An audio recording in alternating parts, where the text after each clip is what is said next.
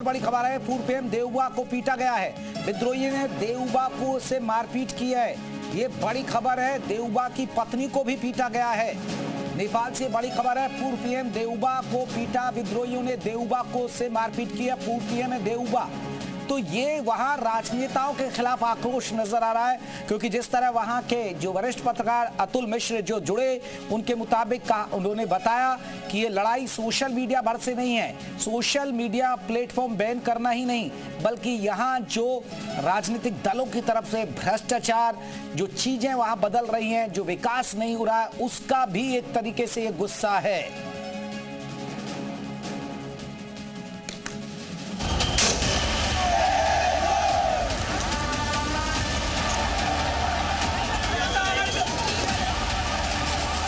कहीं आगजनी, कहीं गोलियां चली, कहीं पथराव और पूरे नेपाल में बहुत बड़ा बवाल।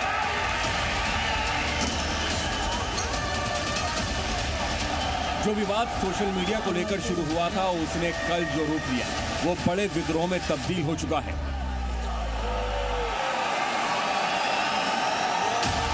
वो विद्रोह जिसने पूरे नेपाल को हिला कर रख दिया। लाखों जैनजीन कल नेपाल की सड़कों पर उतरे और सोशल मीडिया पर बैन लगाने के सरकार के फैसले के खिलाफ एक बड़ा आंदोलन छिड़ दिया। वो बवाल जो कि इतना बढ़ गया कि सीधा प्रदर्शनकारी और पुलिसकर्मी भी भिड़ गए।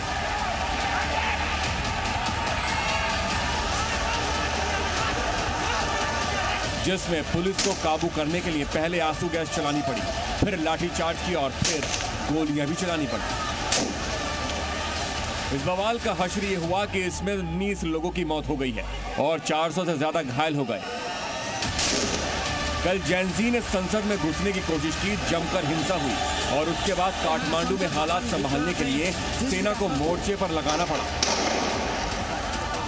नेपाल में ये हालात हुए जब 3 सितंबर को सरकार ने सोशल मीडिया साइट्स पर बैन लगा दिया, लेकिन इस हिंसा के बाद कल ये बैन हटा भी दिया गया।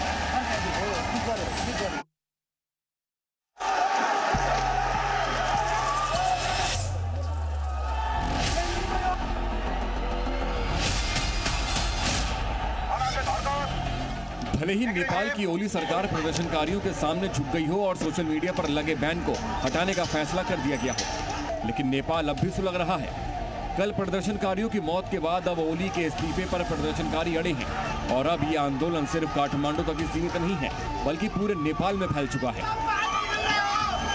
सड़कों पर सेना उतर आई है, लगातार फ्लैग मार्च हो रहा है, तो वहीं प्रदर्शनकारियों का गुस्सा आज भी देखने को मिल रहा है।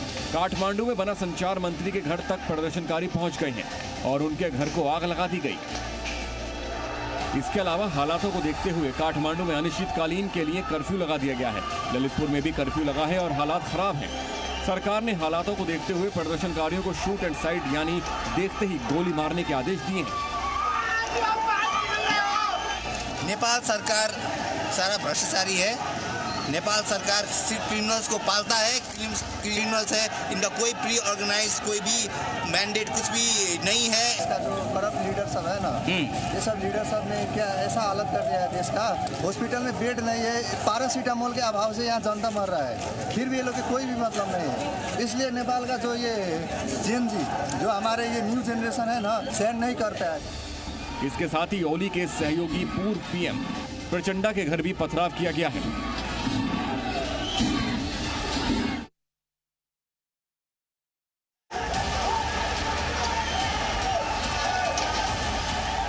ओली के इस्तीफे की मांग पर अड़े प्रदर्शनकारी और पुलिस के बीच आज फिर लगातार भिड़ंत हो रही है। पीएम ओली के पार्टी ऑफिस में आग लगा दी गई है।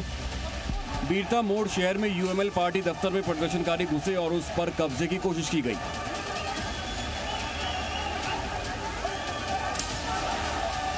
पार्टी दफ्तर पर दी गई। इसके अलावा पुलिस ने एक बार फिर गोलियां चलाई, जिसमें रोटाहाट पुलिस ने लोगों पर फायरिंग की। चंद्रानी गाहापुर में प्रदर्शनकारियों ने गाड़ियों में आग लगा दी और फिर एक बार ये प्रदर्शन हिंसक हो गया।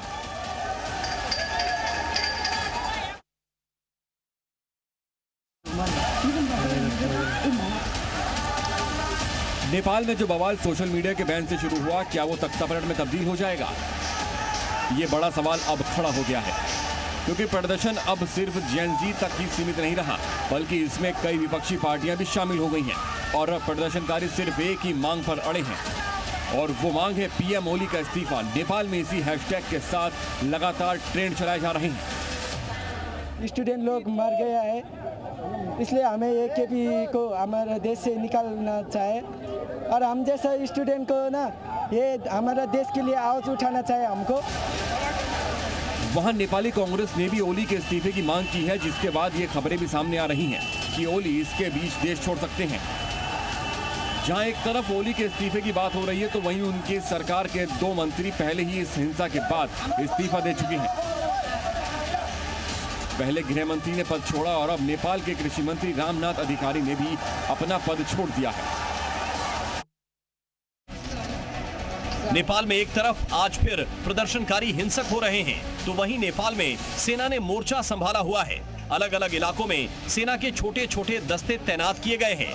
खास तौर पर संसद भवन और मैतिघर मंडला के आसपास आर्मी वाहनों का इस्तेमाल किया जा रहा है। कल प्रदर्शनकारियों ने सेना के वाहनों के सामने आकर विरोध किया था, लेकिन आज सेना पेट्रोलिंग बढ़ा रही है।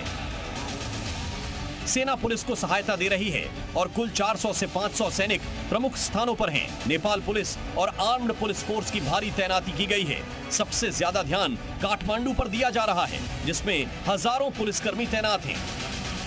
वे बैरिकेड्स, बार्ब वायर और आर्मर्ड वाहनों का इस्तेमाल कर रहे हैं। सड़कों पर हालात ऐसे हैं कि मानो जंग हो रही है। जगह जगह आगजनी है और अलग अलग जगह प्रदर्शनकारियों के साथ झड़प देखने को मिल रही है।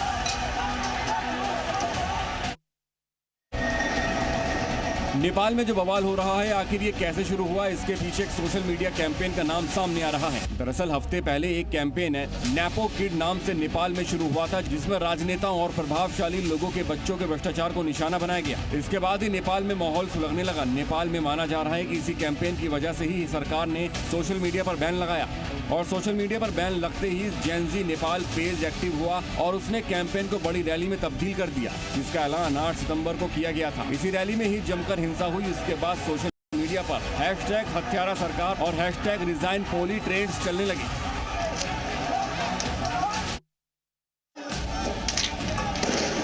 नेपाल में जो कुछ हुआ उसने बता दिया कि लोगों के लिए सोशल मीडिया की आजादी क्या मायने हैं। यही वजह है कि भ्रष्टाचार और सोशल मीडिया बैन को लेकर जब जेन जी का गुस्सा नेपाल की सड़कों पर फूटा तो सरकार पूरी तरह हिल गई। लेकिन इसके पीछे अब एक रैपर का नाम भी सामने हो रहा है, वो जिसे इसका मास्टरमाइंड बताया जा रहा है और अब GNZ उनको पीएम बनाने की मांग कर रहे हैं। दरअसल बालेन शाह एक सिविल इंजीनियर, रैपर और काठमांडू के 15वें मेयर हैं, जिन्होंने 2022 में स्वतंत्र उम्मीदवार के रूप में चुनाव जीतकर इतिहास रचा था। और अब उनका नाम इसमें सामने आ रहा है क्योंकि उन्होंने खुलेआम इस प्रदर्शन का समर्थन किया है और साथ ही वो GNZ में काफी पॉपुलर भी हैं। यही वजह है कि उनका काफी इन्फ्लुएंस इसमें माना जा रहा है। नेपाल में जो हो रहा है वो क्या वाकई सोशल मीडिया को लेकर है या इसके पीछे कोई और मकसद है, ये बड़े सवाल अब खड़े हुए हैं। नेपाल में हुए विद्रोह को लेकर अलग अलग थ्योरी अब सामने आ रही है। इस थ्योरी में अमेरिका और चीन का कनेक्शन भी जोड़ा जा रहा है। विद्रोह की थ्योरी नंबर 1 के मुताबिक ये पूरी हिंसा अमेरिका की सोची समझी साजिश है, क्योंकि अमेरिका चीन समर्थक ओली सरकार को नेपाल से हटाना चाहता है। इसका सबूत इस बात से भी मिला कि कई ऑनलाइन कैंपेन में भी अमेरिकी फंडिंग देखने को मिली। हिंसा की वजह की दूसरी थ्योरी में सवाल चीन पर उठाए गए हैं और दावा किया जा रहा है कि ये हिंसा चीन ने कराई, जिससे कि उसके प्रभाव वाले नेपाल में अमेरिकी कंपनियां बंद की जा सके, क्योंकि चीन जानता है कि जितनी अशांति होगी चीन पर नेपाल की निर्भरता उतनी बढ़ेगी। इसके अलावा इस हिंसा के पीछे आतंरिक राजनीति को भी बताया जा रहा है। शाही समर्थक भी शामिल है और इसे ओली सरकार को गिराने की साजिश कहा जा रहा है।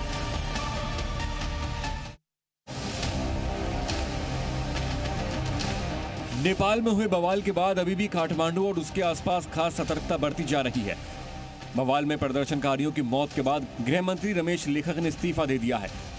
वहीं नेपाल में बवाल के बाद भारत की ओर से बॉर्डर पर निगरानी बढ़ा दी गई है। रक्सौल से सटे बीरगंज बॉर्डर पर रात 9 बजे से सील किया गया है। नेपाल का ये शंकराचार्य चौक है और ये बीरगंज कहा जाता है इसको, लेकिन यहाँ जो आदेश है कर्फ्यू में कि इस जो बैरिकेडिंग है, इस बैरिकेडिंग के आगे कोई नहीं जा सकता है और इसके पीछे सबको रुकना। मैं आपको भीड़ भी दिखाता हूँ, यह देख लीजिए, तमाम लोग यहाँ पर खड़े हैं, इंतजार कर रहे हैं। मैं कुछ लोगों से बात करता हूँ। यहाँ 5 बजे से आए हुए हैं। अब ये पुलिस वाले कह रहे हैं कि नेपाल का नागरिकता दोगे तो जाने देंगे, इंडियन होगे तो नहीं जाने देंगे। यही नहीं, इजाज़त नहीं है। इजाज़त नहीं। नेपाल सरकार ने बॉर्डर से भारतीयों के प्रवेश कर्फ्यू के दौरान बंद कर दिया है और सिर्फ नेपाल की तरफ से लोग पैदल इंडिया आ सकते हैं। नेपाल के काठमांडू में सख्त कर्फ्यू लगाया गया है और छात्र नेताओं की तलाश और गिरफ्तारी के लिए छापेमारी चल रही है। तो आपने देखा किस तरह के हालात हैं। इस रिपोर्ट के जरिए एक एक रिपोर्ट हमने आपको बताई नेपाल के हालात पर। नेपाल में हिंसक प्रदर्शनों की आग अब तराई क्षेत्र तक पहुंच गई है। हालात को देखते हुए भारत नेपाल सीमा से सटे सिद्धार्थनगर जिले में भी सुरक्षा कड़ी कर दी गई है। एसएसबी और स्थानीय पुलिस हर आने जाने वालों की तलाशी कर रही है और सिर्फ स्थानीय लोगों को ही सीमा पार करने की परमिशन दी जा रही है। ककरावा बॉर्डर को भंसार कार्यालय भी बंद कर दिया गया। हालांकि सीमा से लगे भारतीय इलाकों में हालात फिलहाल शांत हैं। पिछले दिनों नेपाल में सोशल मीडिया के 26 प्लेटफार्मों पर बैन के बाद हुए उग्र प्रदर्शन की आंच धीरे धीरे नेपाल के तराई क्षेत्रों में भी फैल चुकी है। इस वक्त मैं सिद्धार्थनगर जिले के भारत नेपाल सीमा के ककरावा बॉर्डर पे हूँ। ककरावा बॉर्डर ये नेपाल का तराई क्षेत्र कहलाता है और यहाँ पे जो भी सुरक्षा एजेंसियाँ हैं, एसएसबी, स्थानीय पुलिस या अन्य जो एजेंसियां हैं, वो नेपाल में इस वक्त जो उग्र प्रदर्शन चल रहा है इसको देखते हुए पूरी तरह सतर्क हैं, पूरी तरह अलर्ट हैं। आप देख सकते हैं कि यहाँ पे आने जाने वाले जो भी लोग हैं उनकी सघन तलाशी ली जा रही है, बाकायदा उनके पेपर चेक किए जा रहे हैं और उसके बाद ही उन्हें यहाँ पे भारतीय सीमा में प्रवेश करने दिया जा रहा है या भारतीय सीमा से नेपाल में जाने दिया जा रहा है। कुल मिलाकर के अगर कहा जाए तो सिद्धार्थनगर जिले से सटने वाली जो भारत नेपाल की जो सीमा है, यहाँ पे सुरक्षा एजेंसियां पूरी तरह से सतर्क हैं और हर आने जाने वाले पर कड़ी निगाह रख रही हैं, जिससे कि सिद्धार्थनगर नेपाल में जो भी इस वक्त उग्र प्रदर्शन चल रहा है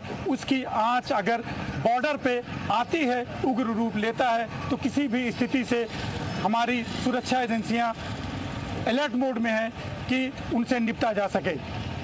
सलमान आमिर, जी मीडिया, सिद्धार्थनगर।